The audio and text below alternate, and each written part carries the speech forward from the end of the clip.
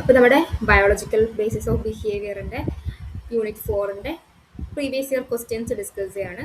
കഴിഞ്ഞ പ്രാവശ്യം പറഞ്ഞതുപോലെ തന്നെ ക്വസ്റ്റ്യൻസ് ഞാൻ ആഡ് ചെയ്തിട്ടുള്ളത് ഡയറക്റ്റ് നമ്മുടെ ക്ലാസ്സിൽ നിന്ന് അല്ലാത്ത, അല്ലെങ്കിൽ എന്തെങ്കിലും ചെറിയതായിട്ടെങ്കിലും ഒരു ഡിഫറൻസസ് ഒക്കെ വരുന്ന തരത്തിലുള്ള ക്വസ്റ്റ്യൻസ് മാത്രമേ ഞാൻ ആഡ് ചെയ്തിട്ടുള്ളൂ. അല്ലാതെ ഡയറക്റ്റ് ആയിട്ട് നമുക്ക് നമ്മുടെ ക്ലാസ്സിൽ നിന്ന് ആൻസർ ചെയ്യാൻ വേണ്ടി പറ്റുന്നത് തന്നെയാണ്. എങ്ങനെ പോയാലും ഒരു 95%ഓളം ക്വസ്റ്റ്യൻസും അങ്ങനെ തന്നെയാണ് ഇരിക്കുക. നിങ്ങൾക്ക് പ്രീവിയസ് ഇയർ ക്വസ്റ്റ്യൻസ് ചെക്ക് ചെയ്ത് നോക്കാം. അപ്പം നിങ്ങളിപ്പോൾ വീക്ക്ലി ടെസ്റ്റ് അറ്റൻഡ് ചെയ്തിട്ടുണ്ടെങ്കിൽ മനസ്സിലാവും. വീക്ക്ലി ടെസ്റ്റിലെ 50 ക്വസ്റ്റ്യൻസ് നമ്മൾ പ്രീവിയസ് ഇയർ ക്വസ്റ്റ്യൻസ് ആണ് ആഡ് ചെയ്തിട്ടുള്ളത്. അപ്പോൾ അതൊക്കെ നമ്മുടെ ക്ലാസ്സിൽ നിന്ന് ഡയറക്റ്റ് ആയിട്ട് തന്നെയായിരിക്കും ക്വസ്റ്റ്യൻസ് വന്നിട്ടുള്ളത്. അപ്പോൾ അങ്ങനെ അല്ലാത്ത കുറച്ചും കൂടെ അഡീഷണൽ ആയിട്ടുള്ള കോൺസെപ്റ്റും കാര്യങ്ങളൊക്കെയാണ് നമ്മൾ ഈ ഒരു ക്ലാസ്സിൽ ഡിസ്കസ് ചെയ്യാം.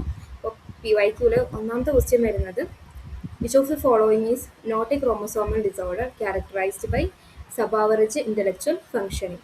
ഇതിലേതാണ് ക്രോമസോമൽ ഡിസോർഡർ അല്ലാത്തത് എന്നുള്ള തരത്തിലാണ് ക്വസ്റ്റ്യൻ വരുന്നത്. നമ്മൾ പഠിച്ച അനുസരിച്ച് നമുക്കറിയാം ഡൗൺ സിൻഡ്രോം ഒരു ക്രോമസോമൽ ഡിസോർഡർ ആണ്, ഫ്രജൈൽ എക്സ് സിൻഡ്രോം അതെ, അതുപോലെ തന്നെ ട്രൈസോമി 13 ആയാലും ഇതെല്ലാം എന്താണ് ക്രോമസോമൽ ഡിസോർഡർ ആയിട്ടാണ് വരുന്നത്. അതിൽ വരാത്ത ആളാരാണ്? സെറിബ്രൽ പാൽസി ആണ്. ആൻസർ വരുന്നത് സെറിബ്രൽ പാൽസി ആണ്. ക്വസ്റ്റ്യൻ നിങ്ങൾ പോസ് ചെയ്ത് വെച്ചിട്ട് കാണുന്ന സമയത്ത് തന്നെ ജസ്റ്റ് ഒന്ന് പോസ് ചെയ്ത് വെക്കുക. അതിനുശേഷം ആൻസർ നിങ്ങൾക്ക് ഗസ് ചെയ്യാൻ വേണ്ടി പറ്റണുണ്ടോ എന്നുള്ളത് നോക്കാം. ഓക്കെ, അപ്പോൾ നമുക്ക് ആദ്യം എന്താ വേണം, ഈ ഒരു ക്വസ്റ്റ്യൻ പല തവണയായിട്ട് റിപ്പീറ്റ് ചെയ്യുന്ന ഒരു ക്വസ്റ്റ്യൻ ആണ്. അപ്പോൾ സെറിബ്രൽ പാൽസി തന്നെയാണ് അവിടുത്തെ ആൻസർ ആയിട്ടും വരാറുള്ളത്. ക്വസ്റ്റ്യനെ ഇങ്ങനെ തന്നെയാണുള്ളത്. ഓപ്ഷൻസ് ചെറിയ മാറ്റങ്ങൾ ഉണ്ടാകും. ആൻസർ വരുമ്പോൾ അത് സെറിബ്രൽ പാൽസി തന്നെയായിരിക്കും.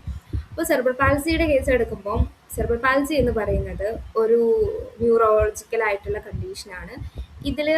ഇതിലെങ്ങനെയാണ് ഉണ്ടാവുക എന്ന് വെച്ച് കഴിഞ്ഞാൽ, ഒരു കുട്ടിയുടെ ഡെവലപ്മെന്റിന്റെ സമയത്ത്, പ്രത്യേകിച്ച് പ്രിനാറ്റൽ പീരീഡ് എന്ന് പറയില്ലേ, കുട്ടി ജനിക്കുന്നതിന് മുന്നേ അല്ലെ ജനിക്കുന്ന പ്രോസസ്സിൽ, അല്ലെങ്കിൽ ജനിച്ചതിന് ശേഷം അപ്പോഴേക്ക് കുട്ടിയുടെ ബ്രെയിനിൽ എന്തെങ്കിലും ഇഞ്ചുറി ഒക്കെ സംഭവിച്ചിട്ടോ, അല്ലെങ്കിൽ ഇപ്പം അമ്മയുടെ വയറ്റിലിരിക്കുന്ന സമയത്ത് സംഭവിച്ചിട്ടുള്ള ഇഷ്യൂസ് ആയിരിക്കാം, പ്രഗ്നൻസിയുടെ സമയത്ത് ഓക്സിജൻ ഒക്കെ കറക്റ്റ് കിട്ടാത്തത് കൊണ്ട്, അങ്ങനെയൊക്കെ എന്തെങ്കിലും കാരണവശാൽ ബ്രെയിനിന്റെ ഡെവലപ്മെന്റിൽ ഉണ്ടാകുന്ന അബ്നോർമൽ ആയിട്ടുള്ള എന്തെങ്കിലും അബ്നോർമാലിറ്റീസ്, ഇഞ്ചുറീസ്, ഇതൊക്കെ കാരണം ആ ഒരു ഡെവലപ്മെന്റ് കറക്റ്റായിട്ട് നടക്കാത്തത് കൊണ്ട് ഉണ്ടാകുന്ന കണ്ടീഷനാണ് സെറിബ്രൽ പാൽസി. ആൻഡ് സെറിബ്രൽ പാൽസിയിലെ പ്രധാനപ്പെട്ട കാര്യം വരുന്നത് ഒരു മൂവ്മെന്റ് റിലേറ്റഡ് ആയിട്ടുള്ള ഇഷ്യൂസ് ആയിരിക്കും.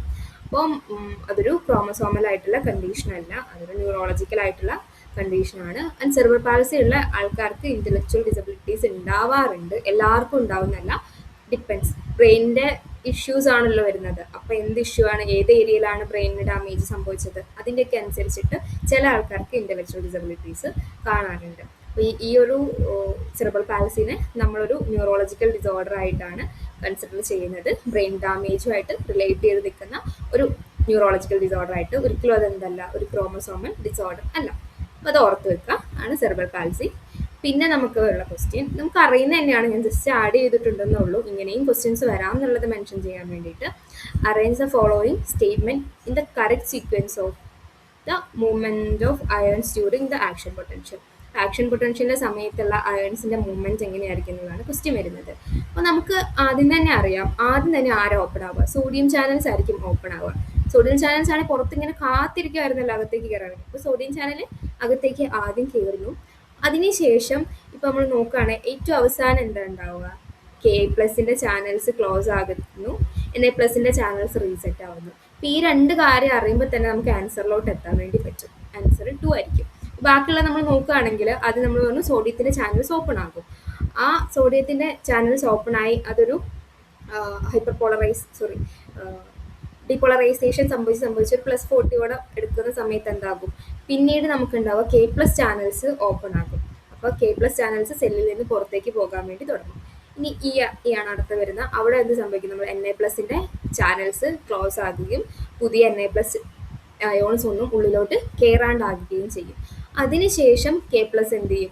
വീണ്ടും കുറേ നേരം കൂടെ അതിൻ്റെ ഡോർ തുറന്നു തന്നെ വെക്കും. അങ്ങനെ ഇതെല്ലാം പുറത്തേക്ക് പോകും. അവിടെയാണ് നമുക്ക് റീപോളറൈസേഷന് ശേഷം ഒരു ഹൈപ്പർ പോളറൈസേഷൻ സ്റ്റേജിലോട്ട് എത്തുന്നതെന്ന് പറഞ്ഞിട്ടുണ്ടായിരുന്നു. അതിനും ശേഷമാണ് ഏറ്റവും അവസാനമായിട്ട് K+ന്റെ ചാനൽസ് ക്ലോസ് ആകുകയും Na+ന്റെ ചാനൽസ് റീസെറ്റ് ആകുകയും അടുത്ത ഒരു ആക്ഷൻ പൊട്ടൻഷ്യലിന് വേണ്ടിയിട്ട് റെഡി ആവുകയും ചെയ്യുന്നത്. അപ്പോൾ ഇങ്ങനെയാണ് ആ ഒരു സീക്വൻസ് വരുന്നത്. മൂന്നാമത്തെ ക്വസ്റ്റ്യൻ വരുന്നത്, which of the following is correct for pheromones. ഫിറമോൺസിന്റെ കേസിൽ ഏതാണ് കറക്റ്റ് ആയിട്ടുള്ള statement? Biochemical found within the brain which effect a person's behaviour. എന്തായിരിക്കും? ന്യൂറോ ട്രാൻസ്മിറ്റർ ആയിരിക്കും. ബ്രെയിനിൽ കാണപ്പെടുന്ന ബയോളജിക്കൽ കെമിക്കൽ എന്ന് പറയുമ്പോൾ പ്രധാനമായിട്ട് ന്യൂറോ ട്രാൻസ്മിറ്റർ തന്നെ വരുള്ളൂ. പിന്നെയും biochemical which play an important role in transmitting information from neuron to neuron. Neuron to neuron എന്ന് പറയുമ്പോൾ അവിടെ എന്താണ് അത് പ്രധാനമായിട്ടും നമ്മുടെ ന്യൂറോ ട്രാൻസ്മിറ്റേഴ്സ് തന്നെയാണ് വരിക. പിന്നെ chemical messengers found in central nervous system. അപ്പോഴും അത് പോസിബിളി ന്യൂറോ ട്രാൻസ്മിറ്ററിനെ തന്നെയാണ് മീൻ ചെയ്യുന്നത്. അപ്പോൾ ആൻസർ വരിക എന്താണ്? ഫോർത്ത് വൺ ആണ് ആൻസർ വരിക. അതായത് ആനിമൽസ് അങ്ങോട്ടും ഇങ്ങോട്ടും എമിറ്റ് ചെയ്യുന്ന ആ ഒരു കെമിക്കൽ ആയിട്ടുള്ള ഒരു സബ്സ്റ്റൻസ് ആണ്. ഈ സബ്സ്റ്റൻസ് മറ്റേ ആനിമലിൻ്റെ ബിഹേവിയറിനെ ഇൻഫ്ലുവൻസ് ചെയ്യാൻ വേണ്ടി പറ്റും. ഇപ്പോൾ സെക്ഷുവൽ ആയിട്ടുള്ള മേറ്റിങ്ങിന് വേണ്ടിയിട്ടായിരിക്കാം, അഗ്രഷൻ കാണിക്കാൻ വേണ്ടി, ടെറിട്ടറി കാണിക്കാൻ വേണ്ടിയിട്ടുള്ള ആ ഒരു ബിഹേവിയറിന് വേണ്ടിയിട്ടായിരിക്കാം. അങ്ങനെ പലതരത്തിലായിരിക്കും ഈ ഫെറമോൺസ് അവർ സെക്രീറ്റ് ചെയ്യുന്നത്. പിന്നെ വരുന്നത് ഫോർത്ത് ക്വസ്റ്റ്യൻ ആണ്. Which of the following are the correct difference between which of the following are the correct difference between Show the following are the correct difference between Parkinson's disease and Huntington disease. നമ്മൾ Parkinson's ഡിസീസിനെ പറ്റിയിട്ടും പഠിച്ചിട്ടുണ്ട്, Huntington ഡിസീസിനെ പറ്റിയിട്ടും പഠിച്ചിട്ടുണ്ട്. അപ്പോൾ ഇതിലെ correct ആയിട്ടുള്ള differences ആണ് ചോദിക്കുന്നത്. അപ്പോൾ ഈ ഒരു ക്വസ്റ്റ്യൻ എന്ന് വെച്ച് കഴിഞ്ഞാൽ നമ്മൾ പഠിക്കുന്ന കോൺസെപ്റ്റ്സ് നമ്മളത് അണ്ടർസ്റ്റാൻഡ് ചെയ്യേണ്ടതിൻ്റെ ഇമ്പോർട്ടൻസ് നമുക്ക് ഇവിടെ മനസ്സിലാകും. ഒന്നാമത്തെ question, Parkinson's disease is A disorder of middle age and old age while Huntington disease A disorder of young. അപ്പോൾ നമുക്ക് പഠിച്ചിട്ടുണ്ടായിരുന്നു ഹണ്ടിങ്ടൺ ഡിസീസ് വരാറുള്ളത് ഒരു 30-50 ആ ഒരു ടൈം പീരീഡിലാണ് നമ്മൾ പറഞ്ഞിട്ടുണ്ടായിരുന്നു. അപ്പോൾ ഈ ഒരു സ്റ്റേറ്റ്മെൻറ്റ് എന്താണ്? ഇവർ പറയുന്നതനുസരിച്ച് ഈ സ്റ്റേറ്റ്മെൻറ്റ് കറക്റ്റ് ആണ്. പാർക്കിൻസൺ ഡിസീസ് കൂടുതലും പ്രായമാവുന്ന സമയത്തൊക്കെയാണ് വരാറുള്ളത്. ഒരു 60s കൂടെയൊക്കെയാണ് പാർക്കിൻസൺസ് ഡിസീസ് വരാറുള്ളത്. അതേസമയത്ത് ഹണ്ടിങ്ടൺ ഡിസീസ് ഒരു 30-50 കാലഘട്ടത്തിലാണ് വരിക. പിന്നെ വരുന്നത് Parkinson's disease movement disorder while Huntington disease is A emotional disorder. ഇവിടെ പാർക്കിൻസൺസ് ഡിസീസിൻ്റെ കേസിൽ അത് നമുക്കറിയാം മൂവ്മെൻറ്റ് ഡിസോർഡർ ആണെന്നുള്ളത്. അതുപോലെ തന്നെ ഹണ്ടിങ്ടൺ ഡിസീസും എന്താണ്? ഒരു മൂവ്മെൻറ്റ് ഡിസോർഡർ തന്നെയാണ്. പ്രൈമറി ആയിട്ടുള്ള സിംറ്റംസ് വരെ മൂവ്മെൻറ്റ് റിലേറ്റഡ് ആയിട്ടുള്ളതാണ്. എന്നാൽ ഹണ്ടിങ്ടണിൻ്റെ കൂടെ ഇമോഷണൽ ആയിട്ടുള്ള ഡിസോർഡേഴ്സും കൊഗ്നിറ്റീവ് എബിലിറ്റീസ് കുറയുന്ന ഇഷ്യൂസും കാര്യങ്ങളൊക്കെ വരും. ഫ്രണ്ടൽ ലോബിനെയൊക്കെ അഫക്ട് ചെയ്യുമ്പോഴേക്കും അങ്ങനത്തെ കാര്യങ്ങളൊക്കെ വരും. ബട്ട് സ്റ്റിൽ പ്രൈമറിലി നമ്മൾ നോക്കുകയാണെങ്കിൽ നമ്മളതിനെ ഒരു മൂവ്മെൻറ്റ് ഡിസോർഡർ ആയിട്ട് തന്നെയാണ് പറയുക. രണ്ട് തരത്തിലുള്ള മൂവ്മെൻറ്റ് ഇഷ്യൂസ് ആയിരിക്കും വരിക എന്ന് മാത്രം. പാർക്കിൻസൺസിൽ നമുക്ക് കുറച്ചും കൂടെ സ്ലോ ആയിട്ടുള്ള മൂവ്മെൻറ്റ്സ് ആയിരിക്കും ഉണ്ടാവുക. നമ്മുടെ മൂവ്മെൻറ്റ്സ് ഒക്കെ ഭയങ്കര സ്ലോ ആകുന്നതാണ് നമുക്ക് ഇഷ്ടം ഉണ്ടാവുമെങ്കിൽ, ഹണ്ടിങ്ടണിൽ നമുക്ക് ജെർക്കി ആയിട്ടുള്ള കുറേ മൂവ്മെൻറ്റ്സും കാര്യങ്ങളൊക്കെ ഹണ്ടിങ്ടണിൽ വരുന്നത്. നമ്മൾ കോറിയ എന്ന് പറഞ്ഞിട്ടുണ്ടായിരുന്നു. പാർക്കിൻസൺസിൽ ഇപ്പോൾ നമ്മളൊരു ബട്ടനൊക്കെ ഇടാൻ പോവുകയാണെങ്കിൽ നമ്മളിങ്ങനെ മെല്ലെ മെല്ലെ മെല്ലെ മെല്ലെ അങ്ങനെ നമുക്ക് മൂവ് ചെയ്യാൻ വേണ്ടിയിട്ട് പറ്റുള്ളൂ. പിന്നെ പാർക്കിൻസൺസ് ഡിസീസിൽ നിന്ന് ഡിഫറെൻ്റ് ആയിട്ട്, unlike Parkinson's disease, Huntington disease has strong genetic base. ഇതും എന്താണ്? കറക്റ്റാണ്. ഹണ്ടിങ്ടണിൻ്റെ കേസിൽ നമുക്കറിയാം അതൊരു ഓട്ടോസോമൽ ഡൊമിനൻ്റ് ആയിട്ട് വരുന്ന ഒരു കണ്ടീഷനാണ്. ഈ ആ ഒരു ബേസ് ഉണ്ടല്ലോ DNA-യുടെ ആ ഒരു ബേസ് സ്ട്രക്ചറിൻ്റെ ഭയങ്കരമായിട്ടുള്ള ട്രൈന്യൂക്ലിയോടൈഡ് ബേസിൻ്റെ റിപ്പീറ്റേഷൻ കാരണമാണ് ഹണ്ടിങ്ടൺ ഡിസീസ് വരുന്നത്. അപ്പോൾ അതിന് സ്ട്രോങ് ആയിട്ടുള്ള ഒരു ജെനറ്റിക് മ്യൂട്ടേഷൻ കാരണമാണ് ഹണ്ടിങ്ടൺ ഡിസീസ് വരുന്നത്. പക്ഷേ പാർക്കിൻസൺസ് ഡിസീസിൻ്റെ കേസിൽ അതിനും ഒരു ജെനറ്റിക്കൽ ആയിട്ടുള്ള കോൺട്രിബ്യൂഷൻസ് ഉണ്ട്. പക്ഷെ അതെങ്ങനെയാണ്? അത് നമ്മൾ പറഞ്ഞിട്ടുണ്ടായിരുന്നല്ലോ, ഒരു മൾട്ടി ഇൻഫ്ലുവൻഷ്യൽ ആയിട്ടുള്ള കാര്യങ്ങൾ, എൻവിറോൺമെൻറ്റും അതുപോലെ തന്നെ ജെനറ്റിക്സും കൂടെ രണ്ടും കൂടെ ഒരുമിച്ച് വരുമ്പോഴാണ് പാർക്കിൻസൺസ് ഡിസീസിന് ആ ഒരു ജെനറ്റിക് ഇൻഫ്ലുവൻസ് വരുന്നത്. എൻവിറോൺമെൻറ്റിൻ്റെ കോൺട്രിബ്യൂഷൻ കൂടെ വരുന്ന സമയത്ത്. ഹണ്ടിങ്ടണിൻ്റെ കേസ് എടുക്കുകയാണെങ്കിൽ മ്യൂട്ടേഷനാണ്. അതുകൊണ്ട് എൻവിറോൺമെൻറ്റിനെ ഡിപ്പെൻഡ് ചെയ്തിട്ടല്ല, മ്യൂട്ടേറ്റഡ് ആയിട്ടുള്ള ജീൻ ഉണ്ടെങ്കിൽ ആ ഒരു ഡിസോർഡർ അതിൻ്റെ സമയമാകുമ്പോൾ പുറത്ത് വരും. പിന്നെ നമ്മൾ Parkinson's disease is not associated with severe dementia while Huntington disease is associated with severe dementia. നമ്മുടെ ഹണ്ടിങ്ടൺ ഡിസീസ് എടുക്കുകയാണെങ്കിൽ ഇവിടെ നമുക്ക് സിവിയർ ആയിട്ടുള്ള ഡിമെൻഷ്യ എന്ന് വെച്ച് കഴിഞ്ഞാൽ നമ്മുടെ കൊഗ്നിറ്റീവ് ആയിട്ടുള്ള കാര്യങ്ങളൊക്കെ കുറയുക, മറവി വരിക, ഒരു പ്രോബ്ലം സോൾവിങ് എബിലിറ്റീസ് ഒക്കെ കുറയുക. നമ്മൾ പറഞ്ഞിട്ടുണ്ടായിരുന്നു ഹണ്ടിങ്ടണിൻ്റെ കേസിൽ ഫ്രണ്ടൽ ലോബിനെ അഫക്റ്റ് ആവാറുണ്ട്, അപ്പോഴേക്കും ഇത്തരത്തിലുള്ള സിംറ്റംസ് ഒക്കെ വരുന്നുള്ളത്. ആൻഡ് പാർക്കിൻസൺസിൻ്റെ കേസിൽ അത് പ്രൈമറിലി നമുക്ക് ആ ഒരു ഡിമെൻഷ്യ ഇഷ്യൂ വരാറില്ല. നമ്മുടെ ആൻസർ വരുന്നത് സി ആണ്. അപ്പോൾ നമുക്ക് കറക്റ്റായിട്ട് വന്നിട്ടുള്ള ആൻസേഴ്സ് എയും സിയും ഡി ആണ്. ഈ ഒരെണ്ണം മാത്രം എന്താണ്? തെറ്റാണ്. ഇവിടെ നമ്മളോട് ചോദിച്ചിട്ടുള്ളത് കറക്റ്റായിട്ടുള്ള ഐഡൻറ്റിഫൈ ചെയ്യാൻ വേണ്ടിയിട്ടാണ്. ഓക്കെ, എനിവേ അടുത്ത ക്വസ്റ്റ്യൻ വരുന്നത്, അഞ്ചാമത്തെ ക്വസ്റ്റ്യൻ വരുന്നത് രണ്ട് statements, assertion and reason. Assertion പറയുന്നത് chances of inheriting the dominant gene are twice in female as compared to males. Reason പറയുന്നത് female is females in comparison to male have two X chromosomes. നമ്മൾ ഇടയ്ക്കിടയ്ക്ക് പറഞ്ഞിട്ടുണ്ടായിരുന്നു ഫീമെയിൽസിന് 2 X chromosome ഉണ്ട്, അതുകൊണ്ട് അങ്ങനെയാണെന്ന്. പക്ഷെ അതുകൊണ്ട് ഒരിക്കലും മീൻ ചെയ്തിട്ടുള്ളത് അവർക്ക് ഈ ഒരു ഡൊമിനൻ്റ് ആയിട്ടുള്ള ജീൻസ് ഇൻഹെറിറ്റ് ചെയ്യാൻ വേണ്ടിയിട്ട് മോർ ചാൻസ് ഉണ്ട് എന്നുള്ളതല്ല. അത് രണ്ടാൾക്കാർക്കും ഈക്വൽ ആണ്. ഒരു ഡൊമിനൻ്റ് ആയിട്ടുള്ള ജീൻ ഇൻഹെറിറ്റ് ചെയ്യുന്നു എന്നുള്ളത് അവരുടെ ജെൻഡറിനെ ഡിപ്പെൻഡ് ചെയ്തിട്ട് വരുന്ന കാര്യമല്ല. അപ്പോൾ ഈ അസേഷൻ തന്നെ എന്താണ്, തെറ്റാണ്. ആൻസർ വരുന്നത് ആൻസർ വരുന്നത് 4 ആയിരിക്കും നമുക്ക് ആൻസർ വരിക. ഇവിടെ എന്തില്ല, ഈ ഒരു അസീഷൻ എന്താ, തെറ്റാണ്. ഒരു ഡൊമിനൻ്റ് ആയിട്ടുള്ള ജീൻ ഇൻഹെറിറ്റ് ചെയ്യാൻ വേണ്ടിയിട്ട് അവരുടെ ജെൻഡർ കോൺട്രിബ്യൂട്ട് ചെയ്യുന്നില്ല. പക്ഷെ ഈ കാര്യം എന്താണ്, ഇത് കറക്റ്റാണ്. X ക്രോമസോം എന്തുണ്ട്, ഫീമെയിൽസിൽ ഒരെണ്ണം കൂടുതലുണ്ട്. ഫീമെയിലിൽ XX മെയിലിൽ XY ആണല്ലോ, അപ്പോൾ ഒരെണ്ണം കൂടുതലുണ്ട്, അത് കറക്റ്റാണ്. അപ്പോൾ ഇവിടുത്തെ നമ്മൾ അണ്ടർസ്റ്റാൻഡ് ചെയ്യേണ്ട കാര്യം, ഇപ്പം നമ്മുടെ ക്രോമസോം ലിങ്ക്ഡ് ആയിട്ട് വരുന്ന റിസസീവ് ആയിട്ടുള്ള കണ്ടീഷൻസ് ആണെങ്കിൽ അവിടെ നമ്മുടെ ഫീമെയിലിന് അത് വരാൻ വേണ്ടിയിട്ട് ചാൻസസ് കുറവാണെന്ന് മാത്രമേ ഉള്ളൂ. അതേ സ്ഥാനത്ത് ഡൊമിനൻ്റ് ആയിട്ടുള്ള കണ്ടീഷൻ ആയാലും X ക്രോമസോം ലിങ്ക്ഡ് ആയിട്ട് വരുന്ന കണ്ടീഷൻ വരുന്ന സമയത്ത് അപ്പോഴും അവരുടെ എക്സ്പ്രഷൻസ്, അവരുടെ ഒരു ഫിനോടൈപ്പ് മെന്നിൽ നിന്ന് കുറച്ചുകൂടെ ഡിഫറെൻ്റ് ആയിരിക്കും ഈ 2 X ഉള്ളതുകൊണ്ട്, അത്രയേ ഉള്ളൂ. അല്ലാതെ അവർക്ക് ഡൊമിനൻ്റ് ആയിട്ടുള്ള ജീന് താഴോട്ട് ഇൻഹെറിറ്റ് ചെയ്ത് വരുന്നതിൽ അവരുടെ ഒരു ജെൻഡറിന് ഒരു തരത്തിലുള്ള ഇൻഫ്ലുവൻസും ഇല്ല. 6ാമത്തെ ക്വസ്റ്റ്യൻ വരുന്നത്, which of the following describe the enduring facilitation of synaptic transmission that occur following activation of synapse by high intensity and high frequency stimulation of presynaptic neuron. പെട്ടെന്ന് കേൾക്കുന്ന സമയത്ത് നമുക്ക് ആക്ഷൻ പൊട്ടൻഷ്യൽ ചൂസ് ചെയ്യാൻ വേണ്ടിയിട്ട് ഒരു tendency വന്നേക്കാം. പക്ഷെ ഇവിടെയുള്ള ചില ടേംസ് നമ്മൾ ശ്രദ്ധിക്കണം. എൻഡ്യൂറിംഗ് ഫെസിലിറ്റേഷൻ എന്ന് പറഞ്ഞിട്ടുള്ളത്, അതുപോലെ തന്നെ ഹൈ ഫ്രീക്വൻസി സ്റ്റിമുലേഷൻ ഓഫ് പ്രീസിനാപ്റ്റിക്. അപ്പോൾ ഇങ്ങനെ ഒരു കേസ് വരുമ്പം അവിടുത്തെ ആൻസർ എന്തായിരിക്കും, ലോങ് ടൈം പൊട്ടൻഷ്യേഷൻ ആയിരിക്കും. ലോങ് ടൈം പൊട്ടൻഷ്യേഷനെ പറ്റി നമ്മൾ നന്നായിട്ട് പഠിക്കാൻ വേണ്ടി പോകുന്നത് മെമ്മറിയുടെ ചാപ്റ്റർ എത്തുമ്പോഴാണ്. ആ സമയത്ത് നമ്മൾ ഡീറ്റെയിൽഡ് ആയിട്ട് നോക്കും. എനിവേ അത് നിങ്ങളൊന്ന് നോക്കി വെച്ചാൽ മതി. അപ്പോൾ നമ്മൾ ക്വസ്റ്റ്യൻ വായിക്കുന്ന സമയത്ത് അവർ ഇത്തരത്തിലുള്ള എന്തെങ്കിലും കീവേഡ്സ് യൂസ് ചെയ്തിട്ടുണ്ടാവും. അപ്പോൾ ആ കീവേഡ്സിൽ വെച്ചിട്ടായിരിക്കും ഒരു ഐഡിയയിൽ നിന്ന് മറ്റേ ഐഡിയ ഡിഫറെൻ്റ് ആയിട്ടുണ്ടാവും. പെട്ടെന്ന് ചാടിക്കേറി ആൻസർ ഓപ്റ്റ് ചെയ്യുന്നതിന് മുന്നേ അത് നോക്കിയിട്ട് വേണം ഓപ്റ്റ് ചെയ്യാൻ വേണ്ടിയിട്ട്. 7th ക്വസ്റ്റ്യനും അസേഷൻ ആൻഡ് റീസൺ ആണ് വരുന്നത്. അസേഷൻ വരുന്നത്, the amplitude of the action potential in a neuron does not go beyond +40 MV. And reason വരുന്നത് neuron function on all or none basis. ഈ 2 സാധനവും നമ്മൾ പറഞ്ഞിട്ടുള്ളതാണ്. നമ്മൾ പറഞ്ഞിട്ടുണ്ടായിരുന്നു +30 or +40 ഈ ലെവൽ വരെ ന്യൂറോൺസിൻ്റെ ആ ഒരു പീക്ക് എത്തത്തുള്ളൂ. അതിനുശേഷം അവർ ഓട്ടോമാറ്റിക്കായിട്ട് താഴോട്ട് പോകും. ആൻഡ് ഇവരെങ്ങനെയാണ്, ഒന്നെങ്കിൽ വർക്ക് ചെയ്യും അല്ലെങ്കിൽ ചെയ്യില്ല. ആ ഒരു മിനിമം ത്രഷോൾഡ് എത്തിക്കഴിഞ്ഞ് കഴിഞ്ഞാൽ, ഇതാണ് മിനിമം ത്രഷോൾഡെങ്കിൽ ആ മിനിമം ത്രഷോൾഡ് എത്തിക്കഴിഞ്ഞ് കഴിഞ്ഞാൽ അവർ ഈ പീക്കിൽ പോയിട്ട് തിരിച്ചിറങ്ങും. അപ്പോൾ ഈ 2 സാധനവും ഇൻഡിവിജ്വലി കറക്റ്റാണ്. അസേഷനും കറക്റ്റാണ്, റീസണും കറക്റ്റാണ്. പക്ഷേ ഈ അസേഷനുള്ള പ്രോപ്പറായിട്ടുള്ള ആൻസർ ആണോ റീസൺ? ഇവിടെ നമ്മളൊരു Y ഇട്ട് നോക്കി കഴിഞ്ഞ് കഴിഞ്ഞാൽ ഈ 40 എത്തി നിൽക്കാനുള്ള റീസൺ കാരണം ഈ ഒരു ഓൾ ഓർ നൺ ലോ ആണോ എന്ന് ചോദിച്ചാൽ അല്ല. കാരണം ഈ 40 എത്തി നിൽക്കാനുള്ള കാരണം എന്ന് വെച്ച് കഴിഞ്ഞാൽ അയോൺ ചാനൽസ് അവിടെ അങ്ങനെയാണ് ഫങ്ഷൻ ചെയ്യുന്നത്. നമ്മൾ പറഞ്ഞിട്ടുണ്ടായിരുന്നു ഈ ഒരു നമ്മുടെ പൊട്ടൻഷ്യൽ ബേസ് ചെയ്തിട്ട് വർക്ക് ചെയ്യുന്ന അയോൺ ചാനൽസ് ഉണ്ടല്ലോ, അതിൻ്റെ ഇലക്ട്രിസിറ്റി ലെവൽ നോക്കിയിട്ട് അങ്ങനത്തെ അയോൺ ചാനൽസ് ആണ് ഈ ഒരു സോഡിയത്തിൻ്റെയൊക്കെ വരുന്നത്.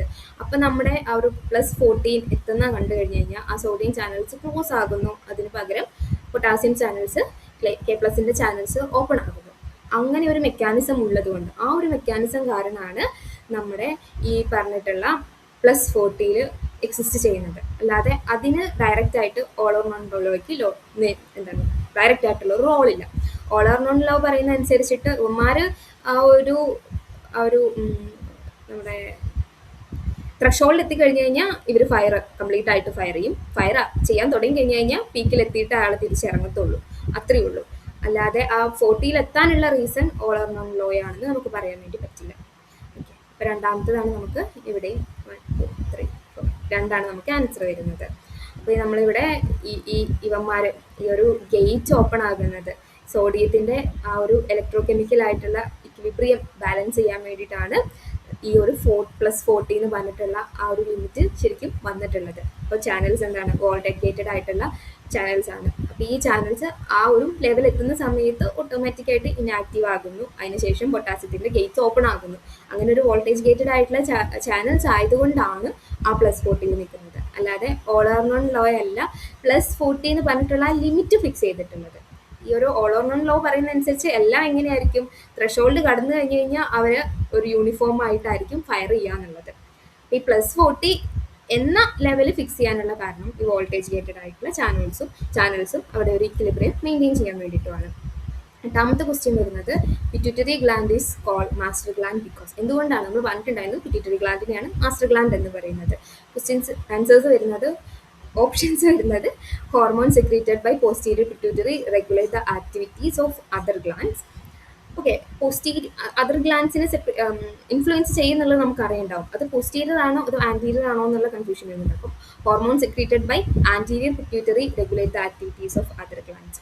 പിന്നെ hormone secreted by both posterior and anterior pituitary regulate the activities of the other glands. പിന്നെ it is located in the central nervous system. അങ്ങനെ ഇരുന്ന് നമുക്ക് 4 ഓപ്ഷൻസ് വന്നിട്ടുള്ളത്. അപ്പോൾ എന്താണ് ആൻസർ വരാൻ വേണ്ടി പോകുന്നത്? നമുക്കറിയാം പോസ്റ്റീരിയർ പിറ്റ്യൂട്ടറി ജസ്റ്റ് ഒരു പൗച്ച് പോലെ ആക്ട് ചെയ്യാന്ന് പറയാം. പിയും വെച്ചിട്ട് കൊടുക്കുക. അവരുടെ പരിപാടി എന്താണ്? ഹൈപ്പോതലാമസ് ക്രിയേറ്റ് ചെയ്തിട്ട് അങ്ങോട്ട് ഇറക്കി വിടുന്ന ആ ഹോർമോൺസിനെ സ്റ്റോർ ചെയ്ത് വെക്കുക, എന്നിട്ട് അതിനെ പുറത്തേക്ക് വിടുക എന്നുള്ളത് മാത്രമാണ്. അതേ സ്ഥാനത്ത് ആന്റീരിയർ പിറ്റ്യൂട്ടറിയാണ് സ്വന്തമായിട്ടുള്ള സ്റ്റിമുലേറ്റിംഗ് ഹോർമോൺസിനെ ക്രിയേറ്റ് ചെയ്തിട്ട് മറ്റ് തരത്തിലുള്ള ഗ്ലാൻസിനെയൊക്കെ റെഗുലേറ്റ് ചെയ്യുന്നുണ്ട്. അപ്പോൾ ആൻസർ എന്തായിരിക്കും വരിക? ആൻസർ 2 ആയിരിക്കും നമുക്ക് വരുന്നത്. 10ാമത്തെ ക്വസ്റ്റ്യൻ വരുന്നത് in the disease called multiple sclerosis. ഇപ്പോൾ മൾട്ടിപ്പിൾ സ്ക്ലെറോസിസ് എന്ന് പറഞ്ഞിട്ടുള്ള ഡിസീസ് എന്താണ്? ഇത് നമ്മൾ ശരിക്കും 10ാമത്തെ യൂണിറ്റിൽ പഠിക്കാൻ വേണ്ടി വരുന്നതാണ്. എന്നാലും ഞാൻ ജസ്റ്റ് ഇവിടെ ഇൻക്ലൂഡ് ചെയ്തു എന്നുള്ളൂ. അപ്പോൾ ഈ മൾട്ടിപ്പിൾ സ്ക്ലെറോസിസ് എന്ന് പറഞ്ഞു കഴിഞ്ഞാൽ അത് നമ്മുടെ മൈലിൻ ഷീറ്റിൻ്റെ ഡിസ്ട്രക്ഷൻ സംഭവിക്കുന്നതിനെയാണ് ഈ മൾട്ടിപ്പിൾ സ്ക്ലെറോസിസ് എന്ന് പറയുക. ഈ മൾട്ടിപ്പിൾ സ്ക്ലെറോസിസ് ഒരു ഓട്ടോ ഇമ്മ്യൂൺ ഡിസോർഡറാണ്. ഓട്ടോ ഇമ്മ്യൂൺ ഡിസോർഡർ എന്ന് പറഞ്ഞു കഴിഞ്ഞാൽ നമ്മൾ പറഞ്ഞിട്ടുണ്ടായിരുന്നല്ലോ, നമ്മുടെ ബോഡിയിലുള്ള ആൻറ്റിബോഡീസ് നമ്മുടെ സെൽഫ് ആൻറ്റിജനോട് തന്നെ പൊരുതിയിട്ട് നമ്മുടെ ഇമ്മ്യൂൺ സിസ്റ്റം നമ്മുടെ സെൽഫ് ആൻറ്റിജനെ തന്നെ അറ്റാക്ക് ചെയ്ത് ആൻറ്റിബോഡീസ് ക്രിയേറ്റ് ചെയ്ത് അങ്ങനെ നമ്മുടെ സെല്ലിനെ തന്നെ ഡിസ്ട്രോയ് ചെയ്യുന്നതിനെയാണ് നമ്മൾ ഈ ഒരു ഓട്ടോ ഇമ്മ്യൂൺ ഡിസോർഡർ എന്ന് പറയുന്നത്. അതിലെ ആ ഓട്ടോ ഇമ്മ്യൂൺ ഡിസീസസിലെ ഒരെണ്ണമാണ് മൾട്ടിപ്പിൾ സ്ക്ലെറോസിസ്. മൾട്ടിപ്പിൾ സ്ക്ലെറോസിസിൽ ഇവർ അറ്റാക്ക് ചെയ്യുന്നത് നമ്മുടെ മൈലിൻ ഷീത്തിനെ ആയിരിക്കും. നമ്മുടെ ബോഡിയിലെ ഏതെങ്കിലും ഒരു പാർട്ടിനെയാണ് ഇമ്മ്യൂൺ സിസ്റ്റം അറ്റാക്ക് ചെയ്യുക. അതിലിപ്പോൾ മൾട്ടിപ്പിൾ സ്ക്ലെറോസിസിൻ്റെ കേസ് എടുക്കുകയാണെങ്കിൽ അവിടെ നമ്മുടെ മൈലിൻ ഷീത്തിനെ ആയിരിക്കും അറ്റാക്ക് ചെയ്യുക. അങ്ങനെ മൈലിൻ ഷീത്ത് നശിച്ചു പോകുമ്പോൾ അതിനെ നമ്മൾ ഡീമൈലിനേഷൻ എന്ന് പറയും. ഇങ്ങനെ സംഭവിക്കുന്ന സമയത്ത് നമുക്കറിയാം മൈലിൻ ഷീത്താണ് ഈ പറഞ്ഞിട്ടുള്ള ന്യൂറോൺസിൻ്റെ കമ്മ്യൂണിക്കേഷനെ സ്പീഡാക്കുന്നത്, അതിനെ ഇൻസുലേറ്റ് ചെയ്ത് പ്രൊട്ടക്ട് ചെയ്യുന്നത്. അപ്പോൾ ഈ കാര്യങ്ങളെല്ലാം അവിടെ താറുമാറാകുകയാണ്. അത് കാരണം ചിലപ്പോൾ നമ്മുടെ ആ കമ്മ്യൂണിക്കേഷൻ സ്ലോ ഡൗൺ ആയേക്കാം, നെർവ്സിൻ്റെ സിഗ്നൽസ്, അല്ലെങ്കിൽ ബ്ലോക്ക് സംഭവിച്ചേക്കാം.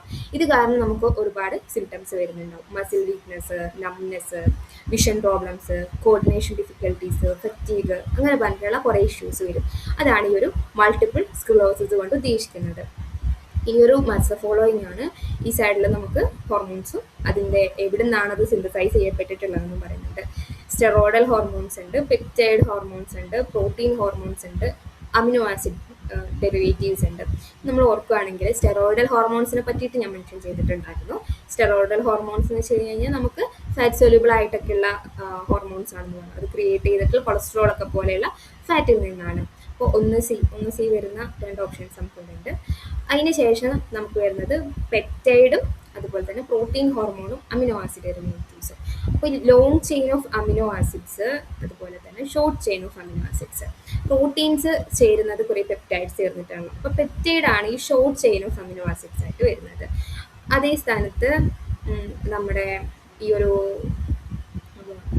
പ്രോട്ടീൻ എന്ന് പറയുമ്പോൾ long chain of amino acids ആയിട്ടാണ് വരിക. ആൻഡ് അമിനോ ആസിഡ് ഡെറിവേറ്റീവ്സ് പറയുമ്പോൾ അമിനോ ആസിഡിൽ നിന്നാണ് ഉണ്ടായിട്ടുണ്ടാവുക. ഇങ്ങനെയാണ് വരിക നമ്മുടെ ആൻസർ. അപ്പോൾ ഓപ്ഷൻ എ ആയിരിക്കും നമുക്ക് ആൻസർ വരിക.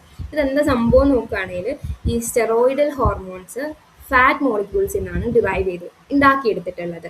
അപ്പോൾ ഈ കൊളസ്ട്രോളൊക്കെ പോലെയുള്ള ഫാറ്റ് മോളിക്യൂൾസിൽ നിന്നാണ് ഇത് ഡിറൈവ് ചെയ്തിട്ടുണ്ടാവുക. ഇതിൻ്റെ എക്സാമ്പിളായിട്ടാണ് നമ്മൾ പറഞ്ഞിട്ടുണ്ടായിരുന്ന കോർട്ടിസോള്, ആൽഡോസ്റ്റെറോണ്, ഈസ്ട്രോജൻ, ടെസ്റ്റോസ്റ്റെറോൺ ഒക്കെ വന്നിട്ടുണ്ടായിരുന്നത്. ഇവരൊക്കെ എവിടെ നിന്നായിരുന്നു വന്നിട്ടുണ്ടായിരുന്നത്? അപ്പോൾ ഇവരൊക്കെ വന്നിട്ടുള്ളത് നമ്മുടെ അഡ്രിനൽ ഗ്ലാൻഡിൽ നിന്നാണെന്ന് പറഞ്ഞിട്ടുണ്ടായിരുന്നു. അഡ്രിനൽ ഗ്ലാൻഡിന് മെഡുല്ല ആൻഡ് കോർട്ടെക്സ് എന്ന് പറഞ്ഞിട്ടുള്ള 2 പോർഷൻ ഉണ്ട്. അപ്പോൾ അതിൽ കോർട്ടെക്സിൽ നിന്നാണ് ഈ പറഞ്ഞിട്ടുള്ള ഹോർമോൺസ് ഒക്കെ വന്നത്. കോർട്ടെക്സിന് തന്നെ നമുക്ക് 3 പോർഷൻസ് ആയിട്ട് സോൺസ് ആയിട്ട് സെപ്പറേറ്റ് ചെയ്യാൻ വേണ്ടി പറ്റും. അതിൽ ഓരോ പോർഷനിൽ നിന്ന് ഓരോ സോൺസിൽ നിന്നാണ് ഈ ഓരോ ഹോർമോൺസും സെക്രീറ്റ് ചെയ്യുന്നത്. ഒന്ന് സോണ ഗ്ലോമറുലൂസയാണ്. അവിടെ നിന്നാണ് ഈ മിനറലോ കോർട്ടിക്കോയിഡ്സ് ആയിട്ടുള്ള ആൽഡോസ്റ്റെറോൺ ഒക്കെ റിലീസ് ആവുന്നത്. മിനറൽസിന്റെ ബാലൻസ് ഒക്കെയാണ് ആളുടെ ജോലി വരുന്നത്. പിന്നെ ഫാസിക്കുലേറ്റ് ആയിട്ട് ഫാസിക്കുലേറ്റ് എന്നാണ് ഈ ഒരു ഗ്ലൂക്കോകോർട്ടിക്കോയിഡ്സ് ആയിട്ടുള്ള കോർട്ടിസോണ് ഇതൊക്കെ റിലീസ് ആവുന്നത്. പിന്നെ സോണ റെറ്റിക്കുലാരിസ് ഉണ്ട്, അവിടെ നിന്നാണ് ആൻഡ്രോജൻസ് ആയിട്ടുള്ള ടെസ്റ്റോസ്ട്രോണും ഈസ്ട്രോജനൊക്കെ റിലീസ് ആകുന്നത്. പിന്നെ നമ്മുടെ പെപ്റ്റൈഡ് ഹോർമോൺസിന്റെ ഗ്രൂപ്പ്, പെപ്റ്റൈഡ് ഹോർമോൺ എന്ന് വെച്ച് കഴിഞ്ഞാൽ short chain of amino acids ആണ്. കുറേ അമിനോ ആസിഡ്സ് ചേർന്നിട്ടാണ് അത് പെപ്റ്റൈഡ്സ് ആയിട്ട് മാറുന്നത്. ആൻഡ് ഈ ഷോർട്ട് ചെയിൻ ഓഫ് അമിനോ ആസിഡ്സിനെ നമ്മൾ ഇതുവഴി ക്രിയേറ്റ് ചെയ്തിട്ടുള്ള, അല്ലെങ്കിൽ പെപ്റ്റൈഡ്സ് വെച്ചിട്ട് ക്രിയേറ്റ് ചെയ്തിട്ടുള്ള ഹോർമോൺസിനെയാണ് പെപ്റ്റൈഡ് ഹോർമോൺസ് എന്ന് പറയുന്നത്. അപ്പോൾ ഈ ഹോർമോൺസിൽ നമുക്ക് ഉണ്ടാകുന്ന ഏതൊക്കെ എക്സാമ്പിൾസ് ആയിട്ട് വരികയാണെങ്കിൽ എ ഡി എച്ച് അല്ലെങ്കിൽ വാസോപ്രസിൻ, ആൻറ്റി ഡയൂറിറ്റിക് ഹോർമോൺ എന്ന് പറഞ്ഞിട്ടുള്ള ഹോർമോൺ ഉണ്ടായിരുന്നല്ലോ, ഓക്സിറ്റോസിൻ. ഇത് രണ്ടുപേരും എവിടെയാണ് സ്റ്റോർ ചെയ്ത് വെച്ചിട്ടുണ്ടായിരുന്നത്? ഇവർ രണ്ടുപേരും ഉണ്ടായിരുന്നത് നമ്മുടെ പിറ്റ്യൂട്ടറിയുടെ പോസ്റ്റീരിയർ പിറ്റ്യൂട്ടറിയുടെ പോർഷനിലായിരുന്നു ഉണ്ടായിരുന്നത്. പിന്നെ വരുന്നത് പ്രോട്ടീൻ ഹോർമോൺസ് ആണ്. അവിടെ എന്താണ് long chain of amino acids ആണ് ഉണ്ടാവുക. ഇത് കുറച്ചും കൂടെ കോംപ്ലക്സ് ആയിട്ടുള്ള മോളിക്യൂൾസ് ആണ്, ലോങ് പോളിപെപ്റ്റൈഡ് ചെയിൻസ് വെച്ചിട്ടാണ് ഇത് ഫോം ചെയ്തിട്ടുണ്ടാകുന്നത്. ഇതിൻ്റെ എക്സാമ്പിൾസ് ആയിട്ട് വരുന്നത് ഇൻസുലിന്, ഗ്രോത്ത് ഹോർമോണൊക്കെയാണ്. ഇനി അമിനോ ആസിഡ്സ് ഡെറിവേറ്റീവ്സ് ഉണ്ട്, അതായത് അമിനോ ആസിഡ്സിൽ നിന്നായിരിക്കും ഇവർ ഉണ്ടായിട്ടുണ്ടാവുക. ഇവരെയും നമ്മൾ പഠിച്ചിട്ടുണ്ടായിരുന്നു, നമ്മൾ പറഞ്ഞിട്ടുണ്ടായിരുന്നു ഈ ഒരു ട്രിപ്റ്റോഫാന്, അതുപോലെ ട്രയോസിൻ, ഇവരിൽ നിന്നൊക്കെ എങ്ങനെയാണ് ഓരോ ഹോർമോൺസ് ഡിറൈവ് ചെയ്ത് വരുന്നത് എന്നുള്ളത്. ട്രയോസിൻ്റെ കേസ് എടുക്കുകയാണെങ്കിൽ ട്രയോസിൻ്റെ ഉള്ളിൽ നിന്ന് നമുക്ക് ഡോപ്പമിൻ ഉണ്ടാവുന്നുണ്ട്, എപ്പിനെഫ്രിൻ ഉണ്ടാവുന്നുണ്ട്, നോറെപ്പിനെഫ്രിൻ ഉണ്ടാവുന്നുണ്ട്. അങ്ങനെയുള്ള ഒരു ഫോമിൽ അത് ഡെവലപ്പ് ചെയ്ത് വരുന്നുണ്ട്. ഇതിനെയാണ് നമ്മൾ അമിനോ ആസിഡ് ഡെറിവേറ്റീവ്സ് ആയിട്ട് കൺസിഡർ ചെയ്യുന്നത്. അവരെവിടെ നിന്നാണ് അപ്പോൾ ഉണ്ടാകുന്നത്? അമിനോ ആസിഡിൽ നിന്നാണ് ഉണ്ടാകുന്നത്. പിന്നെ നമുക്ക് വരുന്ന 12ാമത്തെ ക്വസ്റ്റ്യൻ ആണ്, alcohol primarily affect which neuro transmitters? Alcohol affect ചെയ്യുന്ന ഏത് ന്യൂറോ ട്രാൻസ്മിറ്ററിനെയാണെന്നാണ് ക്വസ്റ്റ്യൻ. ഗ്ലൂട്ടാമേറ്റ് ഉണ്ട്, അതുപോലെ ആനന്ദമൈഡ് ഉണ്ട്, അതൊരു ന്യൂറോ ട്രാൻസ്മിറ്റർ ആണ്, ഭയങ്കര ഹാപ്പിനെസ് ഒക്കെ ക്രിയേറ്റ് ചെയ്യുന്ന ഒരു ന്യൂറോ ട്രാൻസ്മിറ്റർ ആണ്. ഉണ്ടാക്കി വെച്ചിട്ടുള്ള ഒരു റാൻഡം പേരല്ല, ആനന്ദമൈഡ് എന്ന് പറഞ്ഞിട്ടുള്ള ഒരു ന്യൂറോ ട്രാൻസ്മിറ്റർ ഉണ്ട്. നമ്മൾ ആനന്ദം, ആ ഒരു വേർഡിൽ നിന്നാണ് ഈ ഒരു ആനന്ദമൈഡ് എന്ന് പറഞ്ഞിട്ടുള്ള ആ ടേം വരുന്നത്. പിന്നെ ഡോപ്പമീൻ ഉണ്ട്, ഗാബയുണ്ട്. ഇവിടെ ആൽക്കഹോൾ പ്രൈമറിലി എഫക്ട് ചെയ്യാൻ വേണ്ടി പോകുന്നത് ഗാബേനെയാണ്. ഗാബ നമുക്കറിയാം, ഗാബ ഒരു ഇൻഹിബിറ്ററി ആയിട്ടുള്ള ന്യൂറോ ട്രാൻസ്മിറ്റർ ആണ്. അപ്പോൾ ഗാബ നമ്മളെ ഒരു ന്യൂറൽ എക്സൈറ്റബിലിറ്റിനെയൊക്കെ കുറയ്ക്കുക എന്നുള്ളതാണ് ഗാബയുടെ റോളായിട്ട് വരുന്നത്. അങ്ങനെ നെർവസ് സിസ്റ്റത്തിനൊക്കെ ഒന്ന് കാമാക്കുക എന്നുള്ളതാണ് പുള്ളിയുടെ റോളായിട്ട് വരുന്നത്. അപ്പോൾ ഗാബ പൊതുവെ ബൈൻഡ് ചെയ്യുന്ന ഗാബയുടെ റിസപ്റ്ററിനെയാണ്, ഗാബ എ റിസപ്റ്റേഴ്സിലാണ് കൂടുതലായിട്ടും ഗാബ ബൈൻഡ് ചെയ്യുന്നത്. പല റിസപ്റ്റേഴ്സ് ഉണ്ടാവുമല്ലോ. അപ്പോൾ ഈ ഗാബ എ റിസപ്റ്റേഴ്സിൽ ബൈൻഡ് ചെയ്യുന്ന സമയത്ത് ഈ ക്ലോറോയിഡ് അയോൺസ് എല്ലാം കൂടെ നമ്മുടെ ന്യൂറോണിൻ്റെ അകത്തേക്ക് കയറി വരും. അപ്പോൾ നമ്മുടെ ഉള്ളിൽ എന്തായി? കൂടുതൽ നെഗറ്റീവായി കഴിഞ്ഞ് കഴിഞ്ഞാൽ നമുക്ക് അടുത്തൊരു ആക്ഷൻ പൊട്ടൻഷ്യൽ പെട്ടെന്ന് ഉണ്ടാവില്ലല്ലോ. അപ്പോൾ ഒരു ഇൻഹിബിഷൻ അല്ലേ ഉണ്ടാവുന്നത്, ഇൻഹിബിറ്ററി പോസ്റ്റ് സിനാപ്റ്റിക് പൊട്ടൻഷ്യൽ, അതായിരിക്കും അവിടെ ക്രിയേറ്റ് ആവുന്നത്. അപ്പോൾ ഈ ആൽക്കഹോൾ എന്താ ചെയ്യാന്ന് വെച്ച് കഴിഞ്ഞാൽ, ആൽക്കഹോൾ ഒരു പോസിറ്റീവ് അലോസ്റ്റെറിക് മോഡുലേറ്റർ ആയിട്ട് ആക്ട് ചെയ്യും. അലോസ്റ്റെറിക് മോഡുലേറ്റർ കൊണ്ട് ഉദ്ദേശിക്കുന്നത് ഇവന് എന്ത് ചെയ്യുന്നത് വെച്ച് കഴിഞ്ഞാൽ, ആൽക്കഹോൾ പോയിട്ട് ഈ ഗാബ എയുടെ ഒരു റിസപ്റ്ററിൽ പോയി അറ്റാച്ച് ചെയ്യും. പക്ഷേ ഇത് ഏത് പോർഷനിലാണെന്ന് വെച്ച് കഴിഞ്ഞാൽ, സാധാരണ നമ്മുടെ ഈ ഒരു ഗാബ ബൈൻഡ് ചെയ്യുന്നതിൽ നിന്ന് ഡിഫറെൻ്റ് ആയിട്ടുള്ള സൈറ്റിലായിരിക്കും പോയി ബൈൻഡ് ചെയ്യുന്നത്. അതുവഴി ഗാബയുടെ ആക്ടിവിറ്റി ഒന്നും കൂടെ സ്ട്രോങ് ആക്കും. അതിൻ്റെ ഒരു ആക്ടിവിറ്റി സ്ട്രോങ് ആക്കുക വെച്ചാൽ കുറേ നേരം കൂടെ അതിന് ബൈൻഡ് ചെയ്തിരിക്കാൻ വേണ്ടി പറ്റും. അപ്പോൾ നമുക്ക് കുറച്ചും കൂടെ ആ ഒരു സെഡേറ്റീവ് ആയിട്ടുള്ള ഫീല് ക്രിയേറ്റ് ചെയ്യാൻ വേണ്ടിയിട്ട് പറ്റും. 13ാമത്തെ ക്വസ്റ്റ്യൻ വരുന്നത്, which neurotransmitter is helpful in synaptic plasticity എന്നുള്ളതാണ്. അപ്പോൾ സിനാപ്റ്റിക് പ്ലാസ്റ്റിറ്റിനെ ഹെൽപ്പ് ചെയ്യുന്നത് acetylcholine, glutamate, GABA, dopamine. ഈ 4 ഏതാണെന്ന് ചോദിച്ചാൽ ആൻസർ വരുന്നത് ഗ്ലൂട്ടാമേറ്റ് ആണ്. ഗ്ലൂട്ടാമേറ്റിൻ്റെ പ്രത്യേകത നമുക്കറിയാം, ഗ്ലൂട്ടാമേറ്റ് ഒരു എക്സൈറ്റേറ്ററി ആയിട്ടുള്ള ന്യൂറോ ട്രാൻസ്മിറ്റർ ആണ്. അപ്പോൾ ഈ ഗ്ലൂട്ടാമേറ്റിനും സിനാപ്റ്റിക് പ്ലാസ്റ്റിറ്റിയിലൊക്കെ ഭയങ്കരമായിട്ടുള്ള ഒരു റോളുള്ള ഒരാളാണ്. പ്രത്യേകിച്ച് സിനാപ്റ്റിക് പ്ലാസ്റ്റിറ്റിനെ പറ്റി പഠിച്ച സമയത്ത് നമ്മൾ പറഞ്ഞിട്ടുണ്ടായിരുന്നു ലോങ് ടൈം പൊട്ടൻഷിയേഷൻ. ആ ഒരു സമയത്തൊക്കെ ഇമ്പോർട്ടൻ്റ് ആയിട്ടുള്ള റോളുള്ള ഒരു ന്യൂറോ ട്രാൻസ്മിറ്റർ ആണ് ഗ്ലൂട്ടാമേറ്റ് എന്ന് പറയുന്നത്. അപ്പോൾ ഈ ഗ്ലൂട്ടാമേറ്റ് എന്താ ചെയ്യാന്ന് വെച്ചാൽ, അത് ആദ്യം പോയിട്ട് ഈ NMDA എന്ന് പറഞ്ഞിട്ടുള്ള റിസപ്റ്റേഴ്സ് ഉണ്ട്. ഈ NMDA റിസപ്റ്റേഴ്സിൽ ഇതൊരു അയനോട്രോപ്പിക് ആയിട്ടുള്ള ഗ്ലൂട്ടാമേറ്റ് റിസപ്റ്ററാണ്. ഈ റിസപ്റ്ററുമായിട്ട് ബൈൻഡ് ചെയ്യും. ഇങ്ങനെ ബൈൻഡ് ചെയ്യുന്ന സമയത്ത് ഈ NMDA റിസപ്റ്റേഴ്സ് എന്ത് ചെയ്യുന്നത് വെച്ച് കഴിഞ്ഞാൽ, ഈ ഹൈ ഫ്രീക്വൻസി സ്റ്റിമുലേഷൻ ഒക്കെ വരുന്ന സമയത്താണ് ഗ്ലൂട്ടാമേറ്റ് വന്നിട്ട് NMDA റിസപ്റ്റേഴ്സിൽ ബൈൻഡ് ചെയ്യുക. കാരണം ഇത് കുറച്ചും കൂടി സ്ലോ ആയിട്ടുള്ള ഒരു ആക്ടിവേഷനൊക്കെയാണ് ഉണ്ടാക്കുക. എന്തായാലും ഈ NMDA ആയിട്ട് ഗ്ലൂട്ടാമേറ്റ് ബൈൻഡ് ചെയ്യുന്ന സമയത്ത് ഇതിൽ നമ്മുടെ കുറേ കാൽഷ്യം അയോൺസ് ഉള്ളിലോട്ട് കയറി വരും. അങ്ങനെ കാൽഷ്യം അയോൺസ് കയറി വരുന്ന സമയത്ത് നമ്മൾ അടുത്ത ന്യൂറോ ട്രാൻസ്മിറ്റേഴ്സിനെ റിലീസ് ചെയ്തിട്ട് എക്സൈറ്റ് ചെയ്യുന്ന ഒരു പരിപാടിയാണല്ലോ അവിടെ നടക്കുക.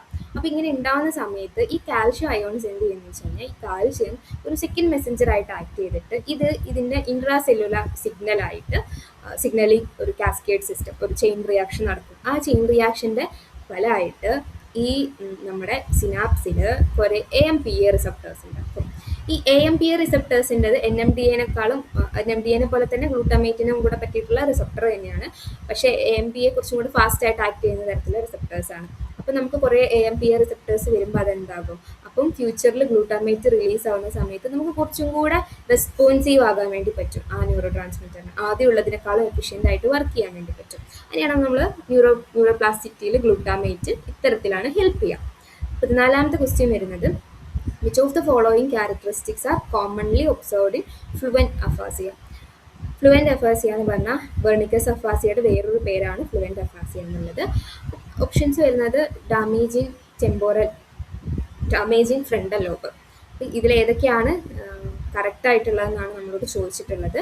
അപ്പോൾ ഈ ഫ്രണ്ടൽ ലോബിലാണോ നമ്മുടെ ആരിയിരിക്കുന്നത്, വെർണിക്കസ് ഏരിയ ഇരിക്കുന്നത്? അല്ല, ഫ്രണ്ടൽ ലോബിൽ ഇരിക്കുന്ന ആരാണ്? ബ്രോക്കാസ് ഏരിയ ആണ് ഇരിക്കുന്നത്. അപ്പോൾ ഇതെന്താണ്? ഇത് തെറ്റായിരിക്കും. അതുപോലെ ടെമ്പോറൽ ലോബിൽ ഉണ്ടാകുന്ന ഡാമേജ് കാരണമാണെന്നൊരു ഓപ്ഷൻ ഉണ്ട്. അത് വെർണിക്കസ് ഏരിയ ഇരിക്കുന്നത് ടെമ്പോറൽ ലോബിലാണ്. അപ്പോൾ ഇതെന്താണ്? കറക്റ്റാണ്. മീനിങ്ലെസ് ആയിട്ടുള്ള സ്പീച്ച് ആയിരിക്കും ഇവിടെ ഉണ്ടാകുക. കാരണം നമുക്കറിയാം കോംപ്രഹെൻഷൻ ഹെൽപ്പ് ചെയ്യുന്ന ആളാണ് വെർണിക്കസ് ഏരിയ. അപ്പം നമ്മൾ കോംപ്രഹെൻഷൻ പ്രോപ്പർ അല്ലെങ്കിൽ നമ്മളെ കമ്മ്യൂണിക്കേഷൻ പ്രോപ്പർ ആയിരിക്കില്ല. അപ്പോൾ എന്താണ്? ഈ ഒരു ഓപ്ഷൻ കറക്റ്റാണ്. പിന്നെ ഇവിടെ വരുന്നത് problems with understanding and recognising. അത് ആരുടെ റോളാണ്? അണ്ടർസ്റ്റാൻഡ് ചെയ്യുക, റെക്കഗ്നൈസ് ചെയ്യുക, കോംപ്രഹെൻഡ് ചെയ്യുക എന്നുള്ളത് നമ്മുടെ വെർണിക്കസ് ഏരിയയുടെ റോളാണ്. അപ്പോൾ വെർണിക്കസ് ഏരിയയ്ക്ക് പ്രസൻറ്റ് ആയിട്ട് ഫ്ലുവൻ്റ് അഫാസ് എക്സ്പീരിയൻസ് ചെയ്യുമ്പോൾ നമുക്ക് ഈ പറഞ്ഞിട്ടുള്ള അണ്ടർസ്റ്റാൻഡ് ചെയ്യാൻ വേണ്ടിയിട്ടുള്ള പ്രശ്നം ഉണ്ടാകും. അപ്പോൾ ഇവിടെ നമുക്ക് ഈ BCD എന്നുള്ളതാണ് ഓപ്ഷനായിട്ട് വരുന്നത്. 4 ആണ് നമ്മുടെ ഓപ്ഷനായിട്ട് വരിക. അപ്പോൾ നമ്മൾ നോക്കുകയാണെങ്കിൽ ഫ്ലുവൻ്റ് അഫാസിയ ഞാൻ പറഞ്ഞതുപോലെ തന്നെ വെർണിക്കസ് അഫാസിയയുടെ മറ്റൊരു പേരാണ്. ഇവിടെ എന്ത് ചെയ്യുന്നത് വെച്ച് കഴിഞ്ഞാൽ ആൾക്കാർക്ക് സാധാരണ പോലെ അവർക്ക് സംസാരിക്കാൻ വേണ്ടി പറ്റും. കാരണം സംസാരിക്കുക എന്ന് പറഞ്ഞിട്ടുള്ള ആ ഒരു കാര്യത്തിനെ കോൺട്രിബ്യൂട്ട് ചെയ്യുന്ന ആൾ നമ്മുടെ ബ്രോക്കാസ് ഏരിയയാണ്. ബ്രോക്കാസ് ഏരിയ ഇരിക്കുന്ന ഫ്രണ്ടൽ ലോബിലാണ്, ഇവരാണ് ടെമ്പോറൽ ലോബിലും. അപ്പോൾ നമ്മുടെ വെർണിക്കസ് ഏരിയ നശിച്ചു കഴിയുന്ന സമയത്ത് ആൾക്കാർ നോർമൽ ഋത്തത്തിൽ, നോർമൽ റേറ്റിൽ സംസാരിക്കാൻ വേണ്ടി പറ്റും. പക്ഷെ സംസാരിക്കുന്ന കാര്യങ്ങൾ ഇൻകൊഹറൻ്റ് ആയിരിക്കും, അതിനൊരു മീനിങ്ങും കണക്ഷനും ഒന്നും ഉണ്ടാവില്ല. അപ്പോൾ ഈ ഫ്ലുവൻ്റ് അഫാസിയ, അതുകൊണ്ടാണ് അതിന് ഫ്ലുവൻ്റ് അഫാസിയ എന്ന് പേരുള്ളത്.